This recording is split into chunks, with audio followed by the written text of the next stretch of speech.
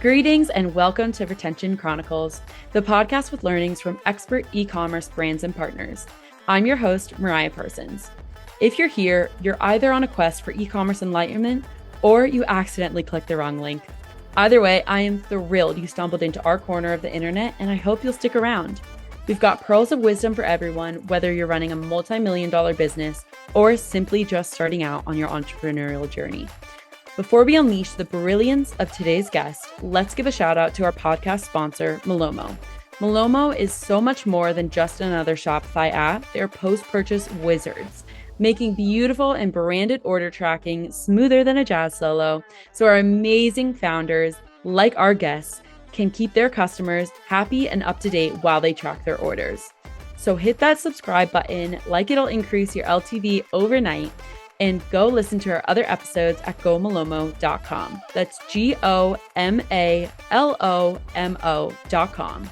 Get ready for insights, chuckles, and perhaps a profound realization or two with this newest episode of Retention Chronicles.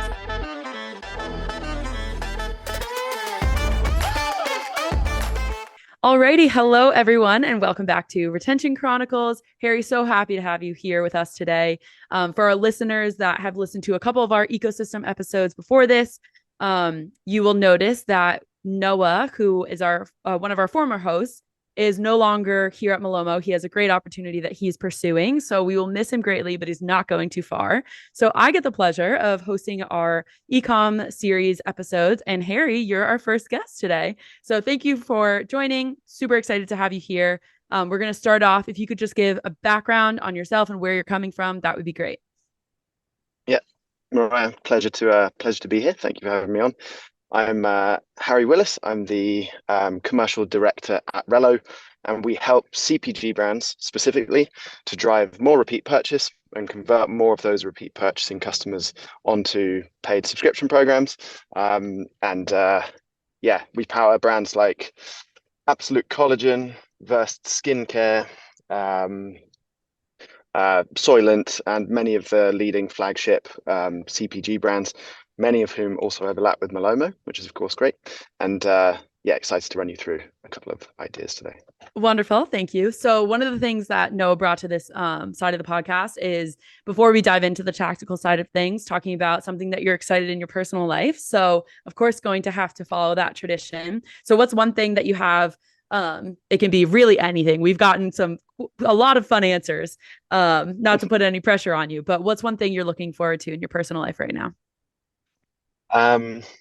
I've been doing jiu-jitsu for a very long time, Brazilian jiu-jitsu and no-gi jiu-jitsu, and I just got my purple belt in January, so that was very Wonderful. Very big for Congrats. me, because I've been working on that for I don't even know. I've been doing jiu-jitsu maybe 6 or 7 years, depending on whether COVID's really included in there when I stopped. But that was an amazing surprise, and then I'm just falling in love with the whole sport again, and it's just amazing. So I'm kind of looking forward to every session even more than I was before. Oh, that's wonderful. I love hearing that. I used to do Taekwondo when I was like little, Really? like 5, 6 years old. Yeah. My father Nice. would take my sister and I, and then we'd go right to figure skating after. So I kind of forget. Nice combination. Yeah, That's right. great. Yeah, A lot I of know. spinning. Yep, a lot of spinning. I'm sure I got dizzy on those Saturdays.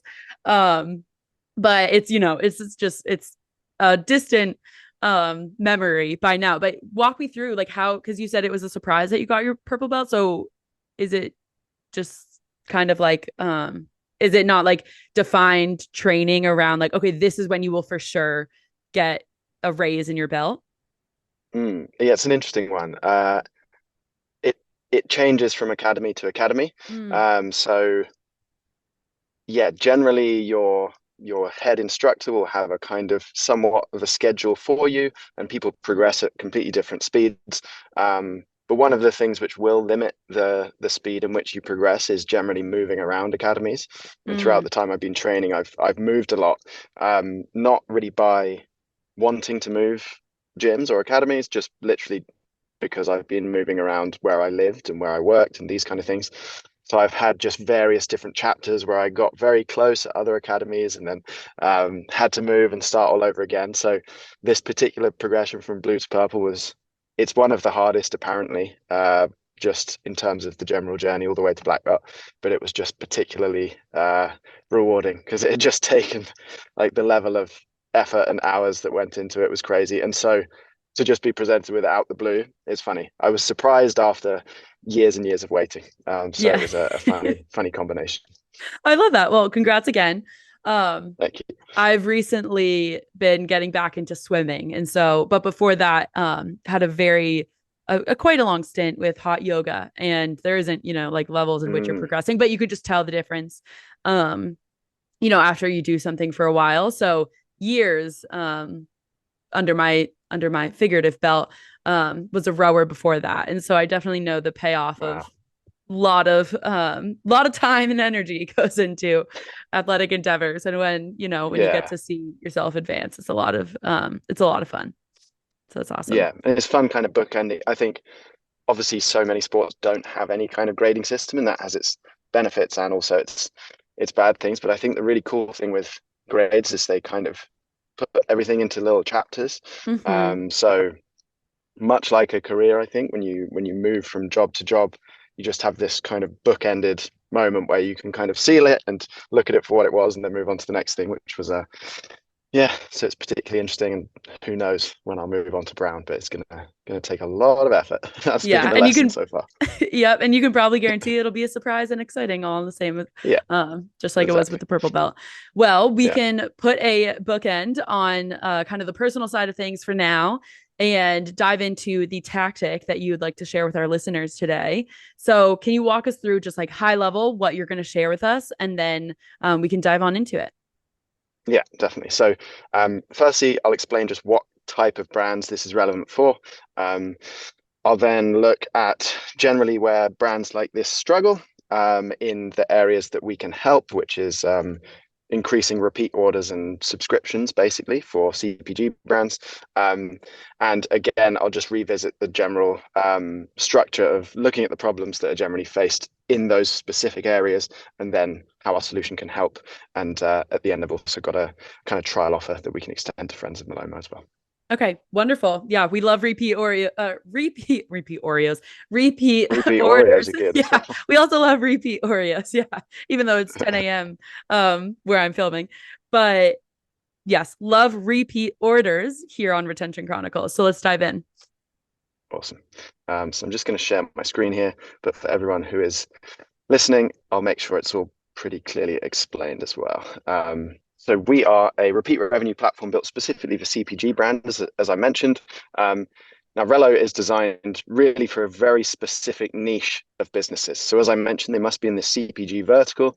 They must have low average order value, repeat purchase products. So usually that means we work in the beauty, pets, food and beverage, health and supplement space. And brands, to be able to work with Relo, we require them to be over 1,000 orders per month. They must be using Shopify and Klaviyo together because these are the main tools we built the platform on top of. And because they're in the CPG space, this usually means they have some kind of subscription program, and we integrate with all of the leading subscription programs out there. Anyone basically that uses the Shopify checkout. So whether you're on Skio, Recharge, State.ai, Smarter, Yotpo subscriptions, whatever it might be, we can help you grow that subscription.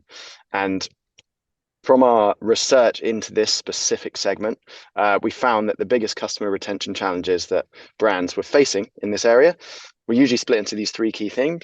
It's getting customers onto repeat order through replenishment and cross-selling, taking those repeat order customers and moving them effectively onto subscriptions, and finally making sure that those subscribers don't cancel. So those are the kind of holy trinity for CPG customer retention.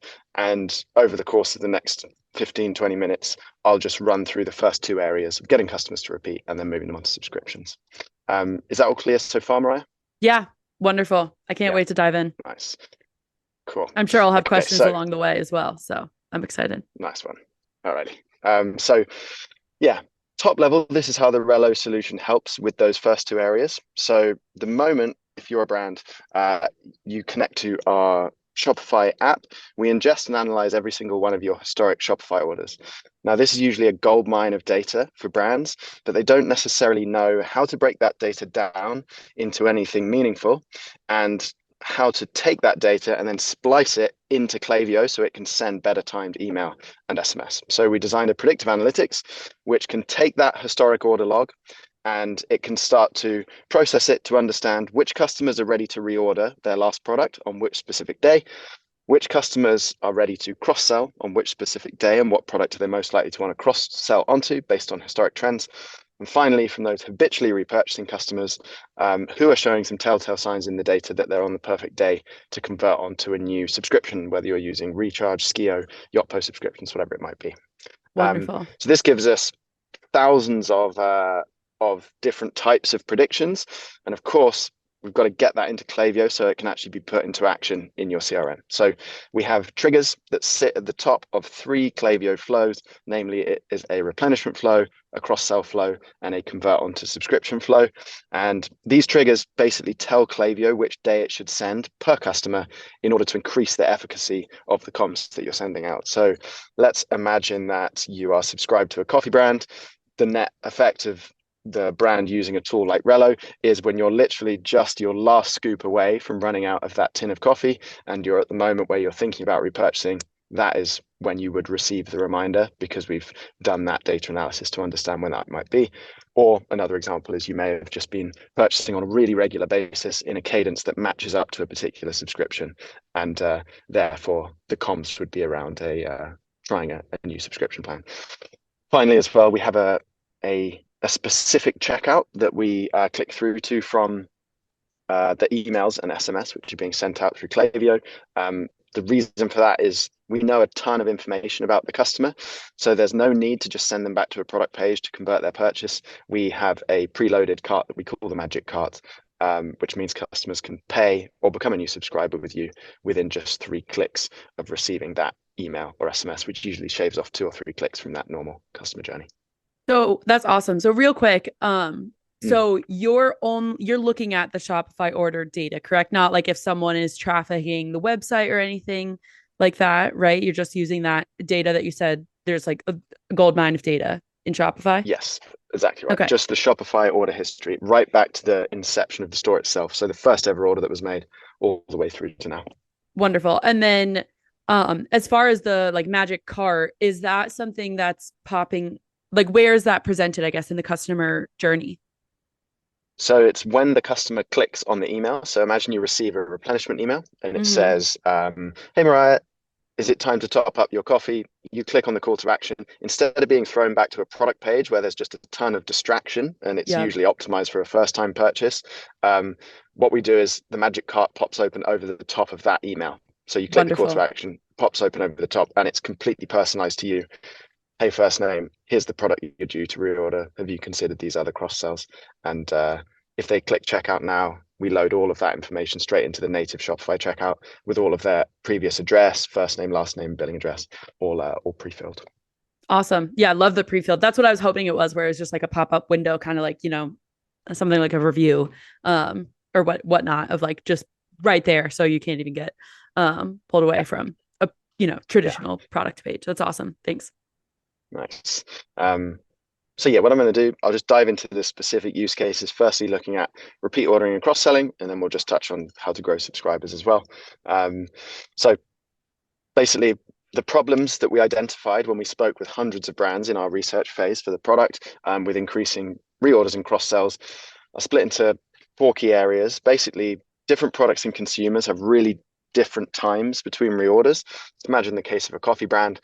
I order a 1 kilogram pack of coffee and I drink it once a day. You may order a 500-gram pack of coffee and drink it 3 times a day. 2 dramatically different reorder timeframes based on product tendencies and also on customer tendencies. And when you multiply that out across thousands of customers, you can start to see how that just undulates across everybody massively differently. And typically merchants will set up a single average reorder period across all reminders they're going to send out, just to avoid the complexity of dealing with those different timeframes. So they just say, after 45 days, let's just remind people to reorder. And those who want to invest more time into Klaviyo are faced with taking Klaviyo replenishment flows, duplicating them out across lots and lots of different flows and using them all to target different product segments, which is just a real headache to set up. You end up with a sprawling mess of Klaviyo flows, and they don't update in real time with the data. And finally, looking at cross sells from within that data is also just really challenging. Klaviyo doesn't have many native cross-selling functionalities built into it, so that was a key area where we found that we could really start to innovate. So where the Relo solution comes in to solve those problems is we predict the exact day to send reorder reminders, and we do that based on 3 key bits of information. Firstly, we look at the customer record. So if we have a customer called Harry who's ordered 4 times, and we can see that Harry has ordered on average every 28 days across his 4 orders. We know that for Harry specifically, order number 5 is statistically very likely to come after 28 days. However, there'll be some scenarios where it's like the first order in that journey. And of course, you don't have a customer record in that scenario because you haven't built that up yet. So in that scenario, what we do is we look at the individual product that's due to be reordered all the way down to the SKU detail. And we look at every single customer who ever purchased that SKU in the past to see what that average follow-on time frame was when people went on to repeat purchase it. So that gives us a really educated guess right from order number 1 to start affecting it positively. And finally, we multiply out the time frame based on the number of products which were added to that last order. So it scales proportionally with just how much of the product they've ordered. If they've ordered double the amount of coffee, it makes sense. It should take double the amount of time to replenish. Finally, as well, we also look at the cross-sell relationship. So if somebody has purchased product A, we look at every single other customer who purchased product A to see what product B was if they went on to purchase something different in the future. And essentially what that means is you can see all of the historic relationships between your products that might otherwise be sitting there completely untapped. So at this stage, we basically have a running tally of when we think each customer is due to reorder next, and then we also have a cross-sell of something we think they might also like to try. Is that all clear so far, Mariah? Yeah, and I think it makes sense to call back to what you originally said in terms of, I believe it was like one merchants having 1,000 orders completed or a month or something along the way of like where you need to pull that data from. Because as you were speaking, right, initially I was saying, what if someone's earlier in their like what if they only have one product that is, their best seller, right? And then they're going to build out their catalog based on that. My first thought was, like if they don't, maybe only 2 people out of 10,000, I think it would be a very rare case, have purchased like the same product after product A. What you all would do there. But I got to thinking around, the criteria kind of that you laid out in which working with your team makes sense. And then right after that, my thought was if you could give this information to a Shopify merchant to then say like, oh, people are maybe like looking for, this is like product A, right? And then product B they also have, but a product C that maybe they're iterating on, that this data could help them with like product development. I think that might be like, have you ever seen someone use kind of this use case for like tying, I guess, like using the relationship between customer or product A and B to then maybe inform a product they're building currently? Yeah, definitely. I think it's just that kind of light bulb moment that you mentioned when people see the relationships between the products and they go, yeah, that makes sense. Usually they've anticipated quite a lot of it, to be honest, but it's always just interesting seeing the percentages of who chooses what after what. What we do see, though, which I think is another interesting way of looking at it, is sometimes instead of using our predictive analytics for cross sells, brands will decide to override some of that, and they will encourage cross sells of particular products with other products. So we've had some instances where a brand just has a lot of product B, and they've got all the customers purchasing product A, and they just want to always make sure product B is being suggested just so they can work through the old stock. And through the checkout process while the cross-sell is being recommended, there's also an opportunity to, you can use our predictive analytics, but you could also override that with your own logic.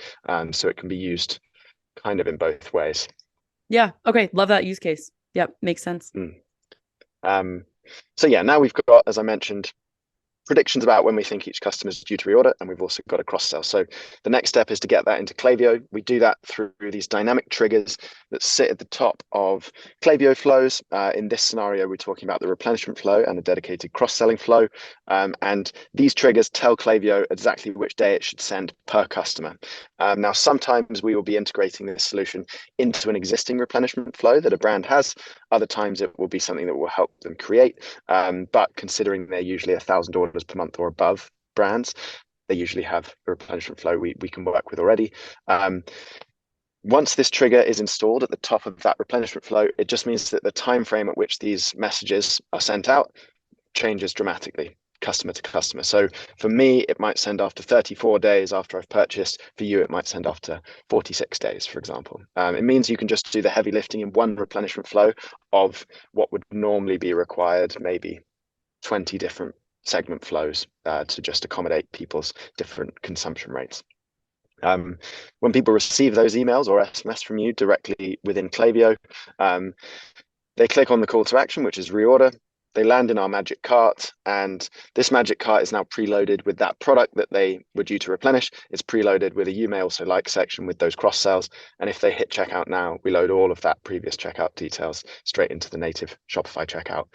So essentially they can have paid just within 3 clicks of receiving those comms from you. And what we find is by sending those messages at a way more targeted time frame and then removing all the friction at the end of the journey, we can usually increase the revenue that's being driven from that replenishment flow somewhere between 15% and 40%.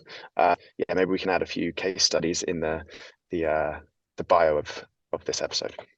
Yeah. Yeah. Wonderful. Yeah. We can definitely, share that with our listeners. So I love that you call out, like how clean you can a merchant can keep their Klaviyo, and that you don't have to have all these different flows that then you have to go and update. Do you find that's a pretty big factor with the merchants that you all are working with, for like their CS team, of being able to just keep it super concise? I know most small teams, also big teams, but most small teams enjoy when things are, simplified and just very clean, very straightforward, easy to update if you need to across the board, but also maintain customization. Yeah, during the kind of introductory and demo process with brands, a lot of the time they tell me that they're actually doing this work manually already. So they're struggling to strategize how to do it. They're struggling to break down the data. And then once they've managed to get the data and the insights, they're splicing it into Klaviyo flows, but then it's out of date within the course of the next order that comes into the store because it just needs constant revisiting. So yeah, it removes that setup time, but then it also means that you don't have to constantly be monitoring it on a monthly basis and updating everything with your latest insights, which is what brands normally have to do if they just use a standalone analytics platform. Because many standalone analytics platforms will offer a lot of similar insights to what we do. But I think the secret sauce, which drives a lot of value for our brands, is that we then make sure that it can all be piped straight into Klaviyo in a way which actually directly impacts revenue, rather than it just sitting in a different platform and then you have to constantly manually update everything using that information. Yep. Right. Consolidation. It's 2024. Yeah. Consolidation is the key, so, right? Feeling like the theme of the year. Yeah. So next area is gaining subscribers. So if you're a subscription brand, obviously the holy grail in terms of lifetime value is getting new subscription customers, whether you're using Recharge, Skio, Yotpo subscriptions, Loop subscriptions, whatever it might be. What are the problems here? Well, it's hard to identify the right customers who've bought subscribable products and who could be ready to try a subscription when. It's really complex for building out Klaviyo flows to target the right customer onto the right subscription product, especially at the right subscription frequency, which is actually going to suit the historic consumption of that particular customer. So most brands just tend to rely on the website to capture new subscribers with subscribe and save options, and they focus on discounting within Klaviyo and sending out large list campaigns, educating people about subscriptions. So what we do here is we start to predict which customers are ready for a subscription. And the way that we do that is by monitoring all the repeat purchase customers and running through the following logic. is the product that this customer purchasing on repeat, is that product something that's available for subscription? Great. If it is, have customers converted from repeat purchase onto a subscription at this particular moment of the customer journey before? But most importantly, is the range between orders at which this customer is coming back and habitually repurchasing from you, is that range really well lined up to one of the subscription frequencies you have on offer? Because to use an example, if I have been coming back for the last 4 months and I've purchased on day 31, day 28, day 25, and day 30, for example, on month number 5, I am probably in the perfect position to convert onto not only a subscription, but specifically a monthly subscription, because I've been consuming the product at that particular speed and I'm kind of pre-validated for that particular subscription plan. So when we have a high confidence score in our predictive analytics, we again trigger a flow within Klaviyo. This time the creative is around encouraging someone to try a subscription. So it would be something like, hey, Mariah, you seem to really love this product. We've noticed you've ordered it multiple times now. Have you considered putting this on autopilot to unlock yourself X, Y, and Z partner perks, subscription perks, sorry. When you click on that email, again, when you land in our magic cart, it's contextual around helping you check out onto that subscription as smoothly as possible. So we take the subscription product and we load it into there. But what we also do is we take the frequency at which the customer is best suited to that subscription, and we add a tooltip at the bottom that says, based on your purchase history, we recommend 1 delivery every X number of months, and that's pre-selected as a frequency. The customer can toggle on to a one-time purchase if they want, but the idea here is this is optimized to cherry pick your best, most consistent performing repeat purchase customers and just systematically move them across onto your subscription program, where we know the lifetime value of them is going to be so much greater. And also for a lot of these brands, because they are in the kind of investor life cycle and they're in the venture world, a lot of them are marked on their lifetime value is one of their core metrics, and gaining subscribers is usually one of the highest leverage ways for them to increase that particular metric. And of course, each subscription customer that's being gained might be worth, let's say, 6 or 7 future purchases. So it can be extremely high leverage thing to start gaining. Yeah, for sure. Yeah, increasing LTV is such a strong use case with using subscriptions to do so, especially if that's what, your customer, if they're just not aware that you have a subscription option, but are repeating their purchases with you of the same product. It makes a ton of sense to make sure that you're getting that in front of your customers. So correct me if I'm wrong, but traditionally you're sending these, you're triggering these Klaviyo flows with marketing emails, not transactional emails, correct? That's correct. Yeah. Okay. Because they are, they're marketing focused. Yep. Have you ever, I'm not sure if there's even the potential for this crossover, but have you seen someone been able to use this logic in a transactional email, or no, because of the restrictions around transactional emails? Yeah, I believe it's currently restricted. However, we do have a number of brands who use Relo in conjunction with Malomo just for the overall customer experience. So we have, for example, our automations driving replenishment, driving subscription upsells, and then once those orders have happened, the Malomo tracking coming in and the Malomo transactional updates all coming through, and things like much easier subscription management via the subscription integrations as well. A prime example of that would be Soylent, who were set up by the ElectraIQ team, I believe. Mm-hmm. Yep. Yeah, I don't know if I've pronounced that right. ElectraIQ. You did. Or electric? Yeah, it's electric. Yep. Okay. Yeah. But yeah, so that would be the kind of flagship use case I'd point to, and we have a case study with Soylent just specifically around their cross selling, but it's somewhat related as it just runs kind of in parallel within Klaviyo next to Malomo. Yes. Yep. Totally makes sense. Just wanted to ask. Was curious, if anyone's been able to do so. Yeah, this is great. Cool. I think the magic cart is like the fact that it pops up and you don't have to take a customer back to your site just to check out and like see all these things. I'm sure brands really see the value in that. And I hope our listeners even if they're just listening, not even viewing. It makes such a clear use case for if you want to increase repeat orders and get people on subscription, why wouldn't you use all the customer data that you have, especially with, privacy changes of you know, brands not having access to maybe quote unquote more traditional data, or we might start to see even more data, customer data just be harder to use in certain campaigns. So I think something like this is great just for awareness as well for our listeners of like, okay, this is out there. That's such a big piece of the puzzle, right? Of someone just finding awareness around like, oh, this is how some people in the Shopify space are solving this specific issue. Like it's just, you wouldn't know something until you do. So it's great to see. Yeah. And I think, to your point there is a huge number of tools for D2C brands generally. And I think how we've been able to kind of carve a niche in this particular space is literally because we just don't work with 90% of other brands in the D2C space. We just work with brands who are in the CPG vertical of a particular size who have subscriptions as well. So it helps us kind of really narrow things down. So yeah, I think that's why we've managed to basically work with many of the top CPG brands worldwide, because we're just innovating to solve their specific challenges rather than spreading ourselves a lot wider, which is of course a kind of different positioning in the SaaS space. Right. Yeah, that's also a great point.